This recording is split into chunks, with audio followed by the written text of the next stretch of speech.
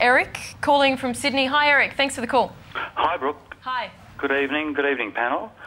I'm currently in a rollover fund with one of the major banks, and my money is sitting in a balanced fund. I've listened to what the panel have said in terms of not crystallising that fund by putting it into cash.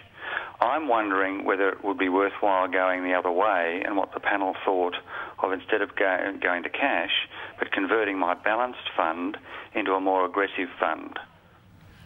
Okay, and why the change now? Just to take the opportunity, or? Yeah, to take the opportunity because of the state of the stock market. Yeah. A balanced fund has, I'm not sure of the percent, but say maybe 30% in shares, whereas an aggressive fund would have maybe 70 or even 100% in shares. And you're hearing the commentary saying the market's cheap, you know, get in there sort of thing. Yeah, so rather than crystallising and going to cash, perhaps putting it into shares and seeing what happens after that. Yep, Eric throwing a spanner in the works there, which is tide, great. Eric. Yeah, very good. I think that's probably the smartest question we've had all night, Eric. Well done.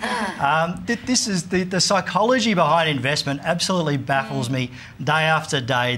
The crazy thing is people ring up and say, well, is now the time to go and cash out? When the market's looking the cheapest it's looked in years. We've got price-earnings ratios averaging 10 or 11, and you know, historically we've seen some huge bargains out there. So you may as well hang out the sale banner right now. So Eric, I think that's a great question. It depends again on your risk profile, but if you feel that you're happy to go into a market that is cheap but it's also quite volatile, and we may see further downside, but over the longer term there's a stronger statistical chance it'll go up right now, then that may well be a great bet. But unfortunately we don't have a crystal ball, so I'd say it's a very personal question. I would personally be investing now, and I'd rather be fully invested now than fully invested back in November. There's little doubt about that. But it could change in 5 or 10 years again, obviously, so, but that's a long-term decision. I'd say the change, again, statistically, the change is likely to occur much faster than that. Yeah, sure. The changes in the share market tend to occur about halfway through a recession,